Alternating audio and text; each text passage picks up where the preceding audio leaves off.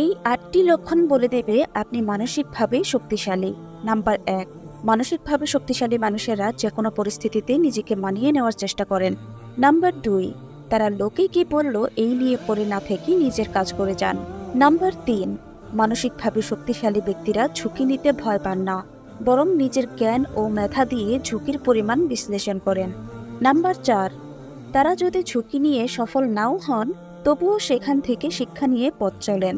Number ৫, মানসিকভাবে শক্তিশালী ব্যক্তিরা সবচেয়ে ভালো ইনপুট দিয়ে সবচেয়ে খারাপ আউটপুটের জন্য প্রস্তুতি রাখেন।